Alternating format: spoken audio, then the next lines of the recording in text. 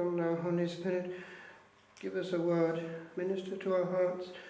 You know what we need to hear. Let us hear that word and perceive it. God, that this retreat may have an effect upon our lives and bring us closer to the one that we serve.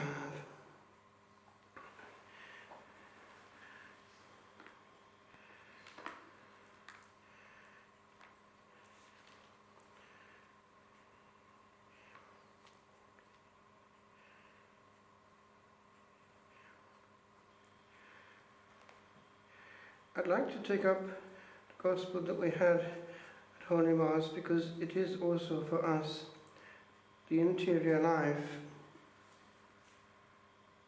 It's Luke chapter 17.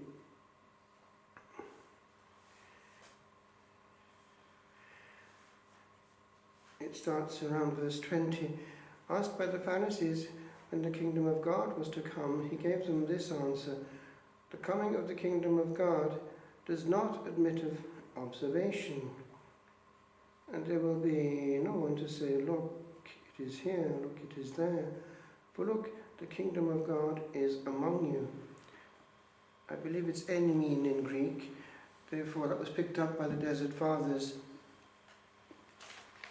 One cannot be called to the priesthood without ipso facto being called to be a friend of Christ, and therefore contemplative. Contemplare, it's to look at, to gaze at, and we cannot be serving the one that we're not gazing at. It's just a question of modality.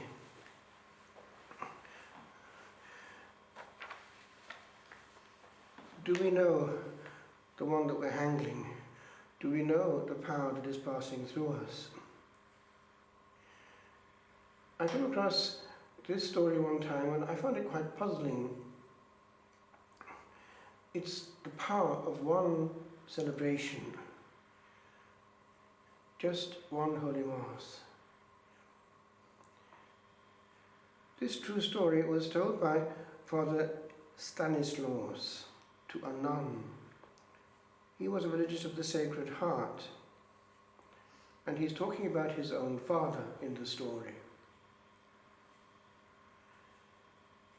So it took place in Luxembourg many years ago.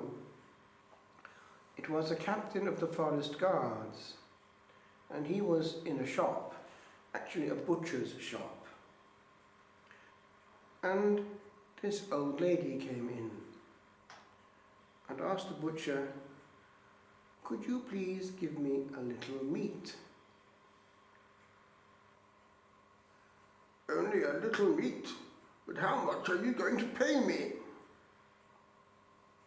"I am sorry, I have no money. But I will hear Mass for you." Neither the butcher nor the captain cared too much about religion. They scoffed. "All right then," said the butcher. "You go out and hear Mass for me. And when you come back, I'll give you as much meat as the Mass is worth." The woman left the shop and returned later. She approached the counter, and the butcher, seeing her, said, "All right then, we'll see." He took a piece of paper and wrote on it, "I heard a Mass for you."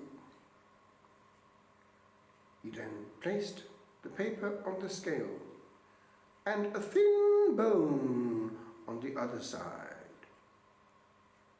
But nothing happened. Next, he placed a piece of meat instead of the bone. But still, the paper was heavier. Both men were beginning to feel ashamed of what they had said. The butcher then placed a large piece of meat on the scale, but still the paper was heavier. The butcher was shocked and examined the scales. Found they were all right. "What do you want, my good woman? Must I give you a whole leg of lamb?" He placed the whole leg of lamb on the balance. The paper still outweighed the meat. A larger piece of meat was put on, but again the paper remained heavier. The butcher was converted on the spot and promised to give the poor lady some meat every day. The captain also converted on the spot and became a great lover of daily holy mass. He went to mass every day and trained his children to follow his example and to love daily holy mass. Later, 2 of the captain's sons became priests. One became a Jesuit, and one became a priest of the Sacred Heart, taking the name of Father Stanislaus. The captain advised them to offer Holy Mass well, every day, and never miss the sacrifice through any fault of their own.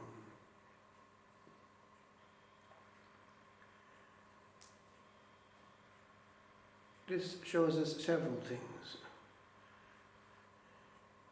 There are hardened hearts, and there are often proud hearts as well.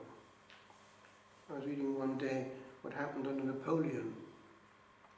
It was à la mode in those days in the army to be self-sufficient, a strong man. Religion wasn't needed out there.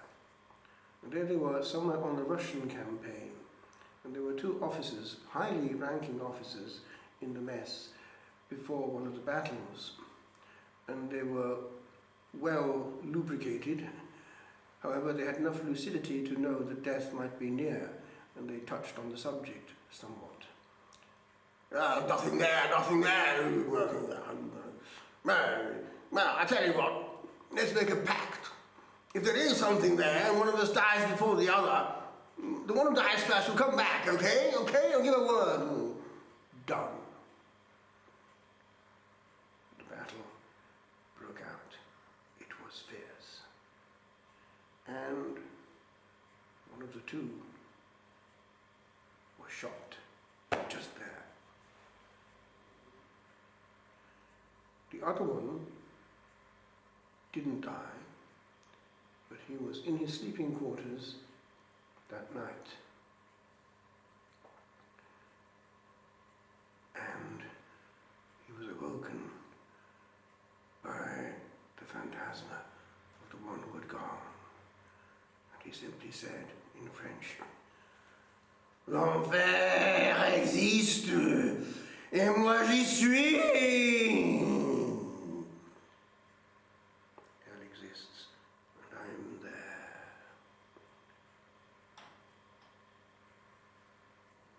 He had his hand on the part of his body that had been shot. It was days later that the other one heard through a mail in the army that had been the case. But there are others who actually don't lose their soul, no matter how hard and proud they may have been. We're in retreat now. Retreats are moments to think about things and to share things and to collocate things in a wider ambit, the one that matters. Some years ago, the future Archbishop Fulton Sheen was on a retreat given by a good and holy Dominican. He, of course, may well become beatified eventually, though there's a hitch there, a technical hitch with regard to his body and things. He was a very good preacher, and he was a model for those who want to communicate. He used the means already in the 50s. Life is worth living. And he used a sense of humour to get through to people. It's a great trick. The art, the theatre, bring it in. I was just visiting the other day a priest friend of mine who's now in a nursing home, but even if a bishop was preaching in Ireland, or rather celebrating the Mass, he was the one who preached, because he had the fire. You may know him, Father Michael Marr, Marimuta priests, one of the old school. But people love to hear him because he was a bit theatrical. They won't go to sleep. Anyway, this man was giving this retreat, and at the end of the week of retreats, he just had an extra talk to give a word of personal testimony. And it was this. There was a lady who was of great faith, was married to a man that in youth she had really loved, and still loved, but they couldn't share everything because he had no faith, and he would indeed be difficult on any subject related to the faith. She tried everything because he was intelligent. He was a doctor and he had brains. Nothing would work. So, something happened. For some reason, her health started to deteriorate, and her husband, the doctor, couldn't do anything to save her life. She was petering out, but she was petering out serenely. She died, and her husband, the doctor, found in a place where obviously he was meant to find it after her death, a billet, and it said this: because I could not obtain your faith